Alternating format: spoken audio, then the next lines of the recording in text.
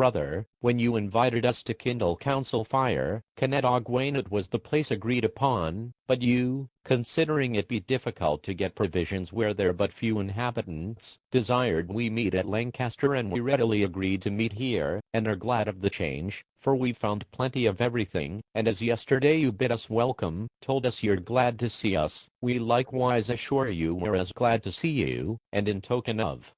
our satisfaction, we present you this string of wampum. Yo-ha. You tell us, when about 7 years ago you heard our claim to some lands in your province, you took no notice, believing, when we'd reconsider, we'd find we'd no right to make complaint of Maryland, and drop our demand. And when about 2 years ago we mentioned it again, you say we did such terms as looked like designed to terrify you, and we beside ourselves, using such rash expression as tell you, we know how do ourselves justice, if you still refuse.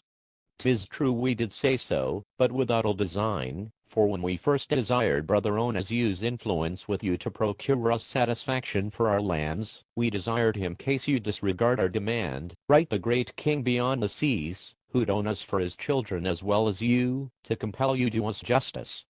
2 years ago, when we found you'd paid no regard to our demand, nor that Brother Onas conveyed our complaint to great king overseas, we resolved to use such expressions as make greatest impressions on your minds, and find it had its effect, for you tell us your wise men agreed to invite us, and inquire our right to any your lands, and if found we had a right, we to have a compensation for them, and Governor Maryland by advice.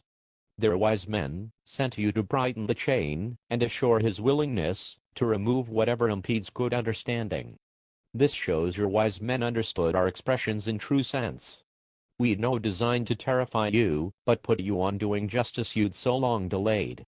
Your wise men done well, and as there's no obstacle to good understanding, except this affair of our land, we give strongest assurances of our good dispositions, and we're as desirous as you to brighten the chain, and put away all hindrances to perfect good understanding. In token our sincerity, we give this belt of wampum.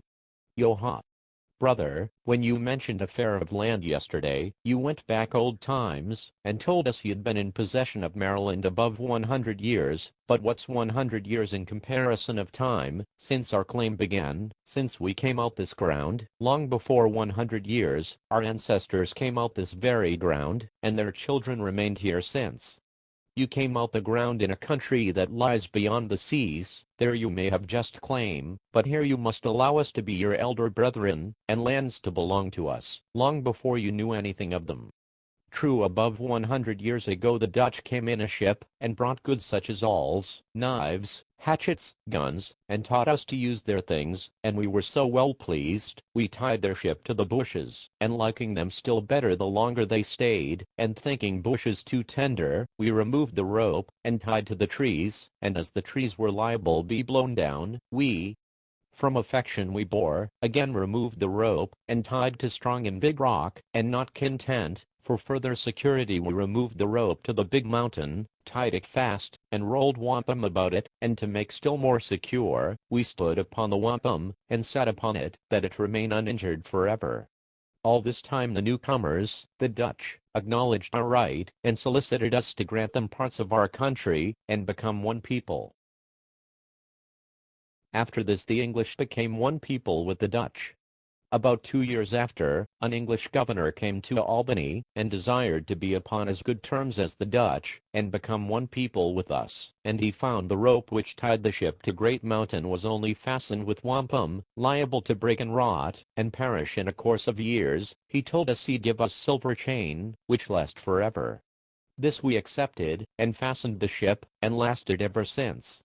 Indeed, we've some small differences with English, some of their young men, by way of reproach, be telling us, we'd perished if they'd not furnished hatchets, guns, things necessary for support of life, but we gave them understand they're mistaken, we lived before they came amongst us, as well, or better, if we may believe what our forefathers told us.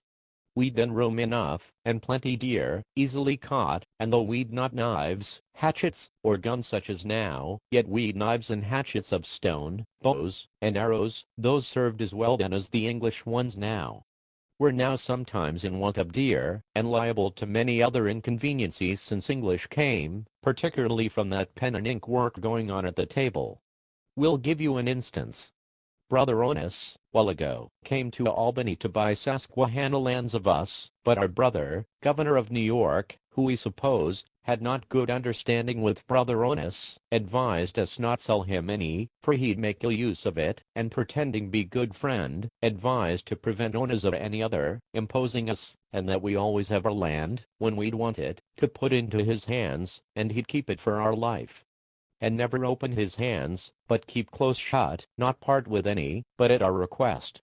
Accordingly we trusted, and put our land into his hands, and charged him keep safe for our use, but some time after, he went England, carried our land, and there sold to Onis for large sum of money, and when, at instance of Brother Onis, we minded to sell him some lands, he told us, we'd sold Susquehanna lands already to Governor New York, and he'd bought them in England, though, when he understand Governor of New York deceived